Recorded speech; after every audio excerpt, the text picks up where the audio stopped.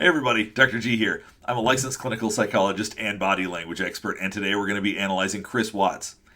Now, we're doing a new series called Flashback Forensics, and the goal of this is to look at old cases. We're going to look at some cold cases too. We're going to look at all sorts of interesting stuff and see what the body language tells us. I'm hoping that you can learn something about Chris Watts' body language by looking at some of his old videos. For those of you that don't know the story of Chris Watts, it's a horrific one. After he admitted to his wife that he was having an affair, he murdered his wife and unborn child, and then also killed their 2 children and put them in barrels. The whole situation is awful. What we're going to be looking at today is an interview before he had confessed to the murders. One thing I do want you guys to understand before we get started is that this series isn't because I find killers fascinating. The whole purpose of this is that you can identify liars, manipulators, and psychopaths. And before we get started, I just wanted to remind you to like and subscribe if you want to see more content just like this. All right, let's go. What we're going to watch now is an interview with local news. The murders obviously had already occurred, but the confession had not happened yet. So let's just see what he says. Wow. What's going on right now around your house? Right now, it's you got K9 units, the sheriff's department. Everybody's like they're doing their best right now to figure out like if they can get a scent, and see where they went. If they went on foot, they went in a car. All right, the one thing that I've noticed so far is that when he says to see if they can get a scent, he closes his eyes because the idea of them being found scares him. That freaks him out. So we're going to look at very subtle body language throughout this. Look at this again. If they can get a scent, and see where they went. See, when he said and see where they went, he probably had a memory of where they went. He probably had a memory of what happened. And thinking about that and talking about it out loud is challenging, even for psychopaths, even for people who feel less than your average person. They still feel something. And so when you see people close their eyes, oftentimes that's when we think about something that we don't like. So the idea of them being found, something he doesn't like. So you're going to see his eyes close very briefly when he's talking about that. If they went on foot, they went in a car, or they went somewhere. And right now it's just like they've been on point. They're going through the house trying to get a scent, and hopefully they can pick something up to where it's going to lead to something. What happened? Your wife came home. Tell me what's... Actually, like. One thing you may already notice also is that he has a slight smirk on his face. Now, it's going to turn into an actual smile later, so we're not overanalyzing it by looking at that and saying that he's smirking. Let's go back and look at when it starts. And hopefully they can pick something up to where it's going to lead to something. What happened? And as you can see right there, it's subtle, but it's there. Your wife came home. Tell me what's... Actually, like she came home from the airport 2 a.m. and I left around 5:15. She was still here. Now, one thing not to read too much into is when he said 5:15, he looked up. I know a lot of people talk about where people's gazes goes mean something. The research shows very consistently it is totally unpredictable. So anybody that insists that where people are looking means they're processing things one way or the other, I'm sorry, but that's just not the case. That there's no reality to that. Tell me what's... Actually, like she came home from the airport 2 a.m. and I left around 5. See, so when people do that, they are thinking, but you can't tell whether they're lying, what they're thinking about, or the quality of what they're thinking about, or anything like that based on the fact that he's looking up. You just can't read too much into that. 15, she was still here. And like about 12:10 in that afternoon, her friend Nicole showed up at the door. Like I had texted Shan'ann a few times that day, called her, say, but she never got back to me, but she wasn't getting back to any of her people as well. And that's what really concerned a lot of people, is like, if she's not getting back to her, like if she doesn't get back to me, that's fine, like she gets busy during the day, but she didn't get back to her people, which was very concerning. And Nicole called me when she was at the door, and that's when I came home and then walked in the house, and nothing was vanished. Nothing was here. I mean, she wasn't here. The kids weren't here. Nobody was here. What's your wife's name? And see, there's that smirk again. Shan'ann, Shan'ann. What's your kids? Bella and Celeste.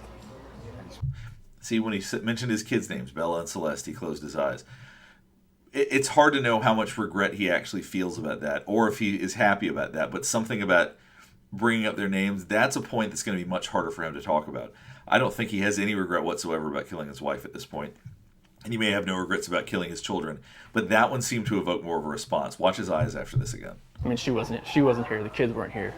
Nobody was here. What's your wife's name? Shan'ann, Shan'ann. What's your kids? Bella and Celeste. You see that eye close? How do you spell Celeste? Celeste. And he's doing it again. When he's talking about his kids, he keeps closing his eyes. How old are your daughters? 4 and Bella's 4, Celeste is 3. And so, All right, see, he's withdrawing his lips. Oftentimes, when we want to try not to say something, we withdraw our lips. So right now, this, for whatever reason, is more precarious than talking about his wife, talking about his kids. He's just trying to remind himself not to say something. This means that he's feeling more when talking about them. how many times did you try calling her? I called her 3 times, texted her about 3 times just to say, what's going on. Like because after I called her and texted her once, it was like maybe she was just busy. Like she had just gotten back. Like everybody's probably calling her from her trip. She just got back. Now, don't read too much into that. So he scratched his face. He's outdoors. There could be bugs. There could be all sorts of stuff. It's the kind of thing to pay attention to if it keeps happening, but just happening once doesn't mean much. I'll go back to show you again because I also want you to know what doesn't mean anything. Maybe she was just busy. Like she had just gotten back. Like everybody's probably calling her from her trip. She just got back from Arizona, and I figured she was just busy. But when her friend showed up, that's what was like. It registered like, all right, this isn't right. One thing he's doing very well, he's nodding his head yes and shaking his head no a lot, along with what he's saying, which could make him seem more convincing. So that, for a liar, is actually a very good skill to have. Do you think she just took off? Do you think? I mean, right now I don't even want to just like throw anything out there. Like, I hope that she's somewhere safe right now and with the kids. All right, so once again, when he's forced to lie, he's more likely to close his eyes. This is not unusual. Sometimes people just squint. He outright closes his eyes. But the reason that's important is that that's his tell. Some people have more tells than others. And so you've got to figure out what each person's tell really is. But, I mean, could she event? Could she just taken off? I don't know. But if somebody has her and they're not safe, like, I want them back now. Like, that's what's... See, once again, there's the eye close. I want them back now. Close his eyes because he doesn't want them back now. And they're not safe, like, I want them back now. Like, that's what's in my head. Like, if they're safe right now, they're going to come back. If they're safe right now, they're going to come back. He knows they're not, so he knows they're not coming back. It's an interesting way for him to phrase that. But if they're not safe right now, that's the not knowing part. Like, and he's starting to smile more. If they're not safe, last night I had every light in the house on. I was hoping that I would just ran over by the kids running in the door and just like barrel rushing me, but it didn't happen. And it was just a traumatic night trying to be here. The smile's getting bigger. It's getting more obvious. I'm going to ask some kind of tough questions. And there he goes. I'm going to ask some tough questions. He's telling himself to make sure not to say anything stupid. Make sure to hide that mouth. Make sure to keep your mouth shut. With the kids. Watch this again. Over by the kids running in the door and just like barrel rushing me, but it didn't happen. And it was just a traumatic night trying to be here. What a disgusting smile. I mean, truly, feels so relieved by people not being there. He really is starting to smile. I'm going to ask some kind of tough questions. Your relationship with the kids. And also, him hiding his lips, that could also be recognizing that he was smiling.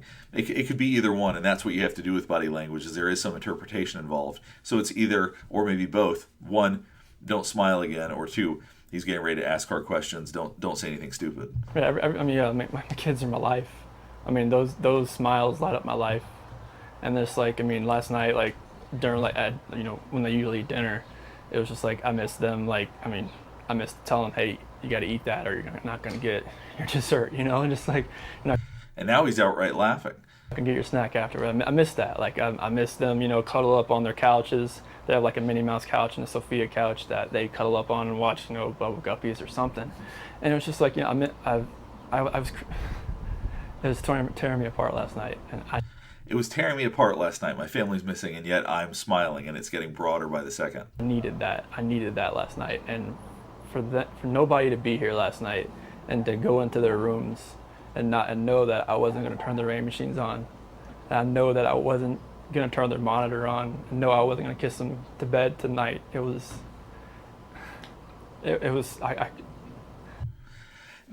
smile can't be overstated. It's remarkable how pleased he looks by this. And so it's almost like as he talks about all of the obligations he has to family and thinking about he won't have those anymore, the more pleased and the more happy he gets. Maybe he wanted peace and quiet. Maybe he didn't like having a family. There's so many possibilities, but clearly he looks relieved. He looks happy. That's why last night was just horrible. I couldn't do it. When people's expressions don't match what they say, pay attention to that. It doesn't always mean a lot. Sometimes people smile when they're uncomfortable.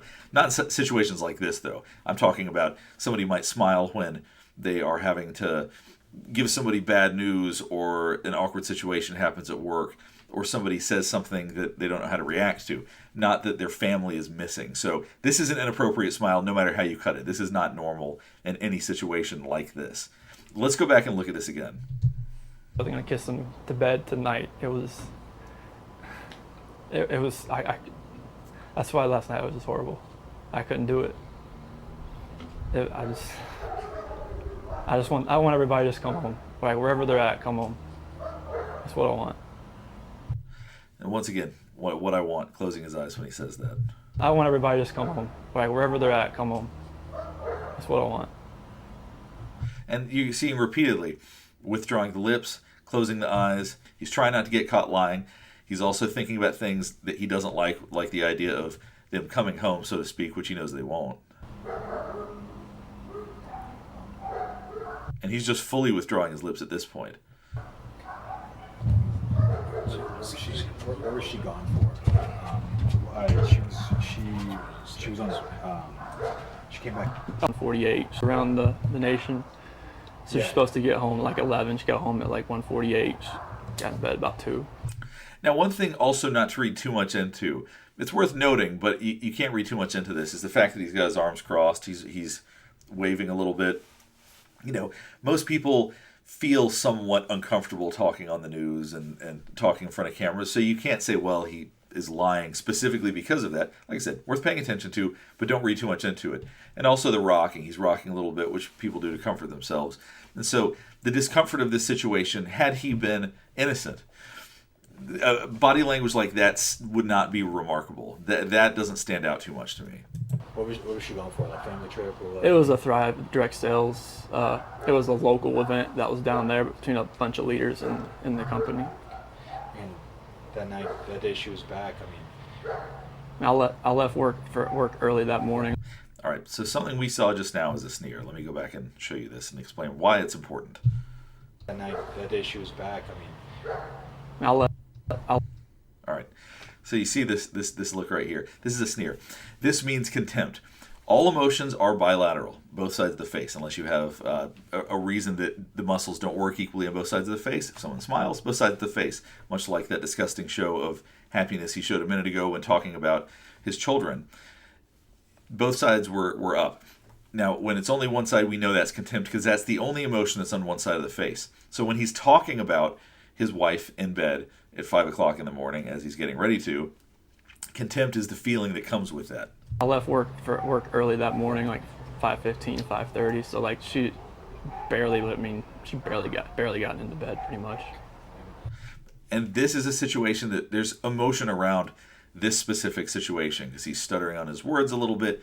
He's waving a little bit more. Once again, the movement of the body, I'm not saying that means somebody's guilty, but it means they're feeling something. So that's what's important to pay attention to. This might be a tough question, but did you guys get into an argument before she left? It wasn't like an argument. We had an emotional conversation, but I'll leave it at that. But I just want them back. Once again, he laughs at the idea of wanting them back. It's remarkable that he didn't have the insight. He's trying to be manipulative, obviously, but he didn't have the insight to know how being incongruent with the situation, in other words, that he is not matching what should be in the situation, that people are going to look at that and go, who could possibly laugh at this time right now? Because like I said, uncomfortable laughter is normal in some situations, but never in a situation like this. Let's look at that again. But I just want them back. And also, we know that this is actual, genuine emotion because you can see like a genuine feeling of happiness because the corners of his mouth are up, his eyes are squinting a little bit, and that's what we typically see with happiness. So he'd have no reason to fake being happy right now. So I think that he's genuinely happy at the idea that they're gone, that he's going to get to go live this fantasy life in his head. I just want them to come back. And if they're not safe right now, that's what's tearing me apart. Because if they are safe, they're coming back. But if they're not, this has got to stop. Like, somebody has to come forward. Have you spoken to her family, like her parents? Yeah, they've been in constant contact, like every hour. I mean, everybody back in North Carolina and the East Coast. I mean, from Maine to Florida.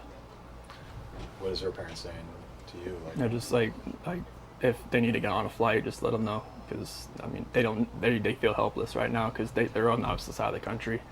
I mean, Colorado is. I mean, you can't just drive around and look. I mean, it's just like you wouldn't really know what you're looking for. That's what the cops pretty much told me. That first day, I was like, I want to get out and drive around. They said, you wouldn't know what to look for. Last couple questions. All right, now he's starting to blink a lot. And we like to look at changes in behavior. So why is it that now he's blinking repeatedly? Let's go back and listen to exactly what he was saying. You wouldn't know what to look for. Last couple questions. As the interview goes on, it may be wearing on his nerves a little bit. It may be making him more anxious. What is law enforcement, what have the police or the sheriffs or your neighbors, is anybody, what's police saying? And I'm guessing, although I don't know if maybe they've even done an interview with the person recording this, I don't know. They're zooming in on him right now when he will not stop blinking so much. So talking about the police, him starting to think about getting in trouble for this is something that's starting to really make him anxious. What have the police or the sheriffs or your neighbors, is anybody, what's police? Right now, this is what they're doing right now is with the canines in the sense. I think this is the biggest thing. This is the biggest thing they've done so far because yesterday the Frederick Police Department did all the searching of the house and tried to gather whatever information they could. And with the detectives, officers, and sergeants, and today it's, I mean, obviously with all the activity that's around, it's there's a lot going on around here, and I really hope that all of this can lead to something positive. What did I hope that all of this can lead to something positive, and then he keeps blinking his eyes. Watch him say that again.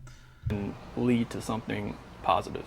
What did your neighbors, did they see anything? Did your neighbors see anything? No, like the police department went door to door asking, like, cameras and everything, just like nothing. And then once again, withdrawing his lips. my last question, if your wife can see this, if she can watch this, what would you like to tell your wife and your kids? Shan'ann, Bella, Celeste. See, he could say Shanann's name, but as soon as he started saying Bella, eyes closed. What would you like to tell your wife and your kids? Shan'ann, Bella, Celeste. If you're out there, just come back. Like, There must be something particularly horrific about his memories about what happened with Bella. There must be something about that is affecting him more than the other people that he's talking about, because he's had a very consistent reaction to the kids, and specifically right there with Bella. somebody has her, just please bring her back. I need to see everybody. I need to see everybody again. This house is not complete without anybody here. Please bring her back. Once again, withdrawing the lips. That's it. I can take that mic off you. Hopefully going over this video helps you better understand how to read some of the body language of people like Chris Watts. The goal is to help you better understand manipulators and liars. My goal is to continue to do these flashback forensics if people like them. I'm going to be doing Ted Bundy next. I got a whole laundry list of people I want to do, and if there's any interesting cold cases, I would love to do some stuff like that with the community. If you guys have some cases you want to explore together, please let me know. We can all analyze it together. Last couple of things before we get done. I do want to remind you I'm working on a body language course, so check the description below if you want to sign up for the waitlist. And also, don't forget to like and subscribe if you want to watch more content just like this. All right, thanks for watching.